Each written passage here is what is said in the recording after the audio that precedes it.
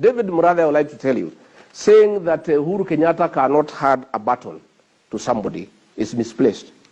It is not President Uhuru Kenyatta who will decide whom to hand over the baton to. That will be decided by the people of Kenya in a democratic election. The way we decided to give him the presidency and Mwai Kibaki handed over to him.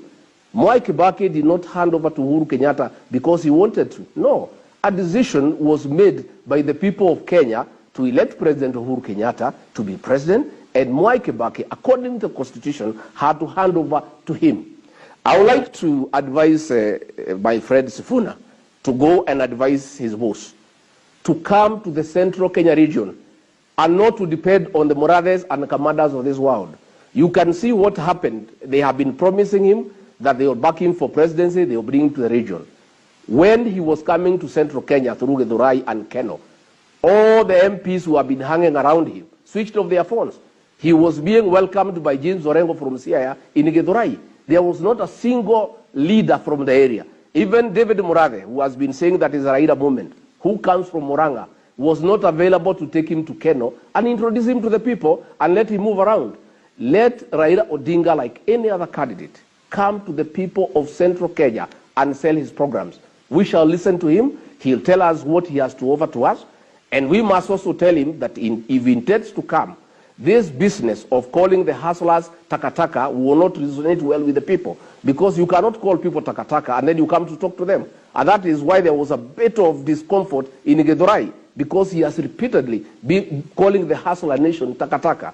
Let me finish by talking about the hustler nation. It is not true what Sifuna is saying about the rich and the poor. Dynasties are not rich people. Hustlers are not poor people. Hustlers are people who have struggled from nothing to something. The fact that you are born in a family that is not known, you start from a kiosk, you own a shop, you own a supermarket, you are a hustler, although you are rich. Rich people are not dynasties. Dynasties are big families that have a history, and they get power or they get money simply because of where they were born and brought up. That is what you call a dynasty. But we have a lot of rich people who are hustlers, who have struggled from nothing. This idea of trying to corrupt the hustler nation, to make it like it's a battle between the rich and the poor, is wrong. It is because these people have realized, as they were waiting to be endorsed, William Ruto moved with the hustler narrative, and now is a movement that you cannot play around with. Is a narrative that is resonating with a lot of Kenyans. And all we are saying is, it doesn't matter who you are, it doesn't matter where you are born, you must be given an opportunity, if you are working hard and praying to God, to sit on the table with those other people who have come from other big families, and you'll be given an opportunity like everybody else. That is what the hustler nation is all about. I would like to, as I wind up, I would like to remind my friend David Murathe, please stop threatening leaders. You are not elected by anybody yourself.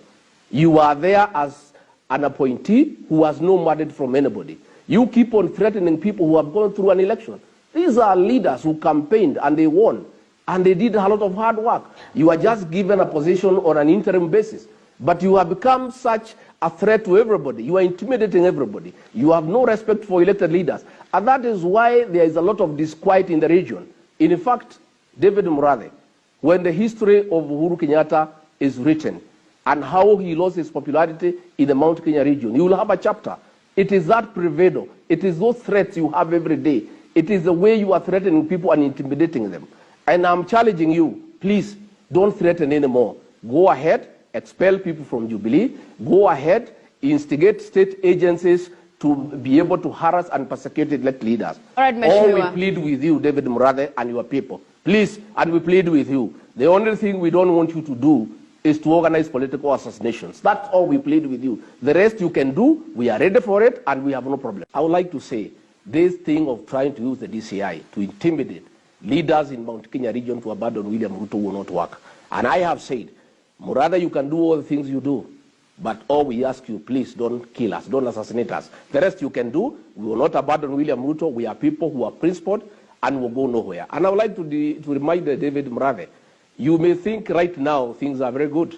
I want to remind you, when we were with you, before President Uhuru came to power, you are bankrupt. You did not even have a shilling. You could not even open an account. Today you are multi-billionaire. You have made all this money and nobody is asking you how you made it. Yet before the president came to power, everybody knows in this country you are bankrupt. And you did not even have 10 shillings. You are men who were struggling. You were literally a hustler at that time. But when the president came to power, you have made deals with the Chinese, you have extorted money from people. Today, you are very wealthy men, and you are still free. And I can tell you, David Murathe, even when Ruto takes over, we are not going to pursue you. We will let you enjoy your money. Because ourselves, we are not vindictive. When we take over, we are not going to use the criminal justice system to punish people who are disagreeing with us politically. Thank you.